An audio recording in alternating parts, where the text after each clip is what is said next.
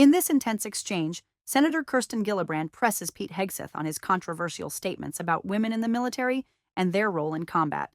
Highlighting real-life impacts on morale, readiness, and inclusivity, Gillibrand challenges Hegseth to clarify whether his past rhetoric undermines the service and sacrifice of female and LGBTQ personnel. Thank you, Senator. I have many concerns about your record, and particularly your public statements, because they are so hurtful to the men and women who are currently serving in the U.S. military, harmful to morale, harmful to good order and discipline.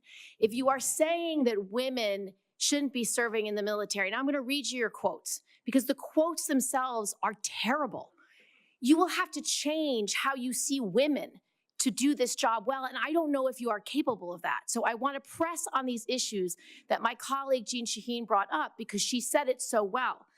So first of all, you answered your questionnaire. Do you believe that any American who wants to serve in their country in the military and can meet objective standards set by the military should be allowed to serve without limitation? You've said yes to that question.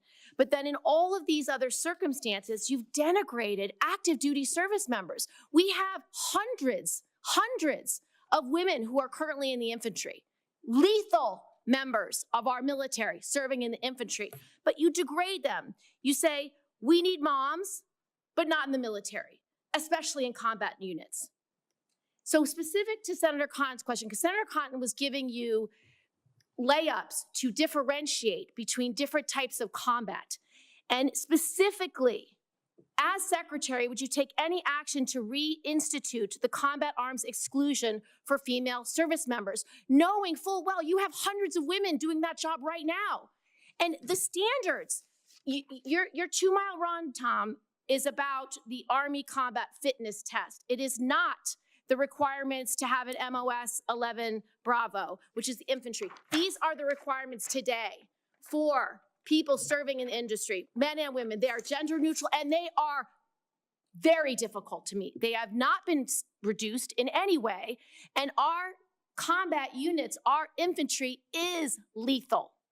So please explain specifically, because you will be in charge of 3 million personnel. It is a big job. And when you make these public statements, and I get you were not Secretary of Defense then, I get you were on TV, I get you were helping veterans, I get it was a different job. But most recently, you said this in November of 2024, knowing full well you might have been named as Secretary of Defense. So please explain these types of statements, because they're brutal and they're mean and they disrespect men and women who are willing to die for this country. Well, Senator, I appreciate your comments.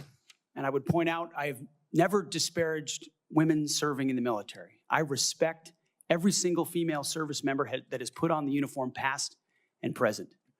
My critiques, Senator, recently and in the past, and from personal experience, have been instances where I've seen standards lowered, and you mentioned 11 Alpha, 11 Bravo, MOS, places in units, and the book that has been referenced multiple times here, The War on Warriors.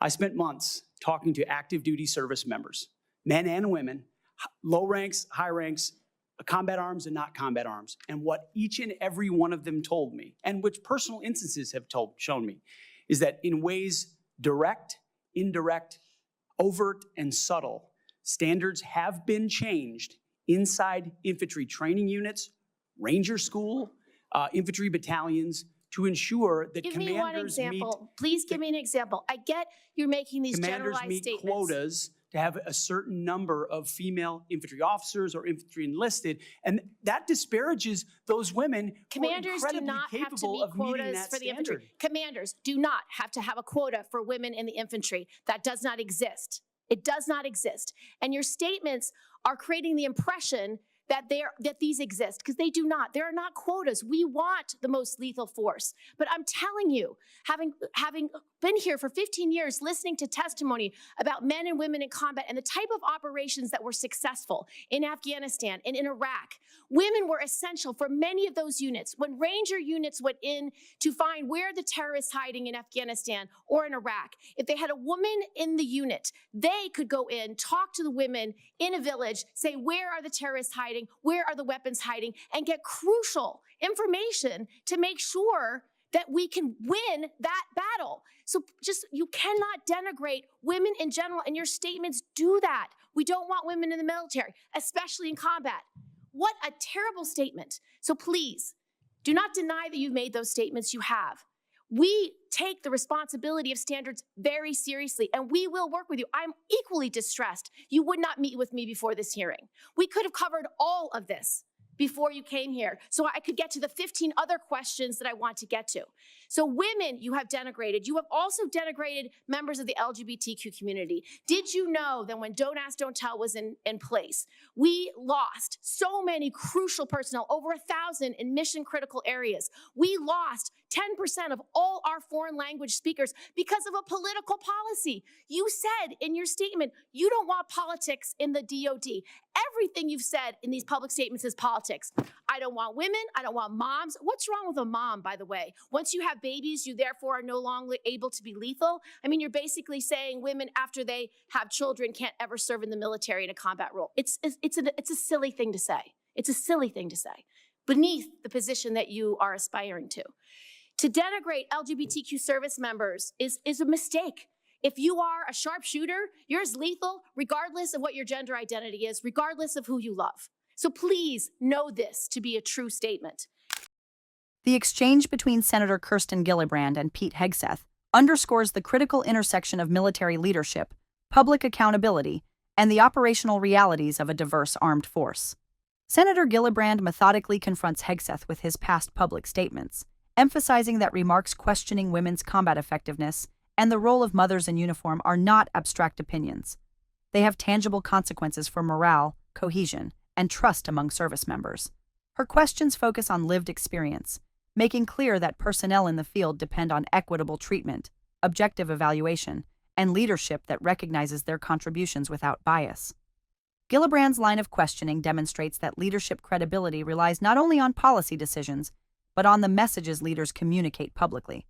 Hegseth's attempts to reframe his statements as critiques of standards, rather than personal disparagement, do little to counter the broader implications of his public record. While he claims to respect female service members, his prior remarks, suggesting that women, and particularly mothers, reduce military effectiveness, raise serious doubts about his ability to lead over 3 million personnel fairly and effectively.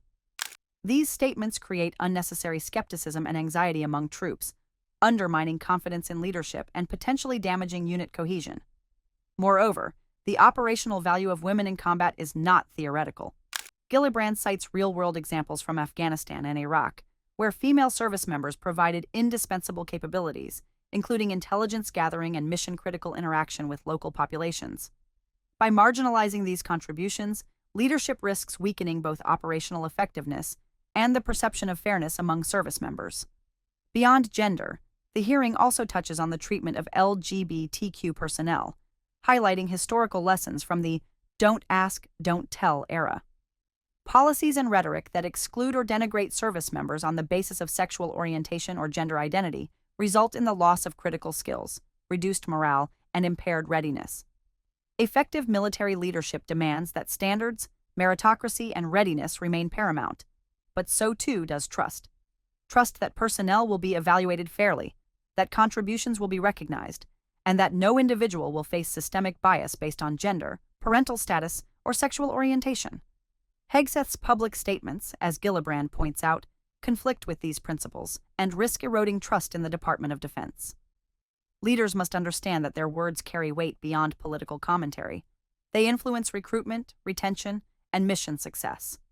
By denigrating women and LGBTQ personnel, leaders jeopardize morale, operational cohesion, and the credibility of military standards. This exchange makes clear that protecting the dignity, rights, and opportunities of all service members is not a matter of ideology. It is essential to national security and the effectiveness of the armed forces. Readiness, lethality, and professionalism cannot be maintained when large segments of the force feel undervalued, disrespected, or marginalized. In holding Hegseth accountable, Gillibrand reinforces a fundamental principle. Equitable treatment and inclusion are operational imperatives, not political concessions. The military's strength depends on the ability of leaders to set aside personal biases and uphold the competence and dignity of every individual, ensuring that the most capable personnel serve in every role, regardless of gender or identity. Failure to commit unequivocally to these principles threatens cohesion, weakens morale, and undermines national security. The hearing is a stark reminder that leadership requires more than words. It demands accountability, fairness, and respect for the men and women who put themselves in harm's way on behalf of the nation.